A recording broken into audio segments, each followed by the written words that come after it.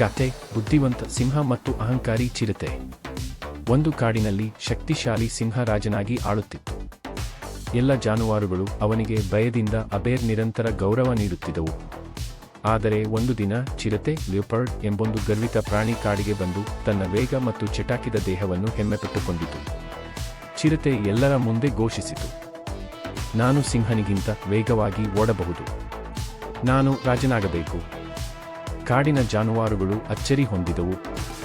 ಈ ವಿಷಯ ಸಿಂಹನಿಗೆ ತಲುಪಿತು. ಸಿಂಹ ಮೃದುವಾಗಿ ನಗುತ್ತಾ ಹೇಳಿತು, ವೇಗವಿಲ್ಲದೆ ಶಕ್ತಿಯೂ ಪೂರ್ಣವಲ್ಲ, ಬುದ್ಧಿಯಿಲ್ಲದೆ ರಾಜತ್ವವೂ ಶೂನ್ಯ. ಆಗ ಸಿಂಹ ಮತ್ತು ಚಿರತೆ ನಡುವೆ ಒಂದು ಪರೀಕ್ಷೆ ನಡೆಯಿತು.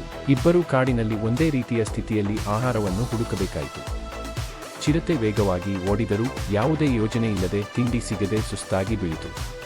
ಆದರೆ ಸಿಂಹನು ಶಾಂತವಾಗಿ ಯೋಚಿಸಿ ಸರಿಯಾಗಿ ತನ್ನ ಶಕ್ತಿಯನ್ನು ಬಳಸಿ ತಿನ್ನಲು ಆಹಾರವನ್ನು ಹಿಡಿದಿತು. ಅಂತಿಮವಾಗಿ ಚಿರತೆ ತನ್ನ ಅಹಂಕಾರವನ್ನು ಬಿಟ್ಟು ಸಿಂಹನಿಗೆ ಮನ್ನಣೆ ನೀಡಿತು.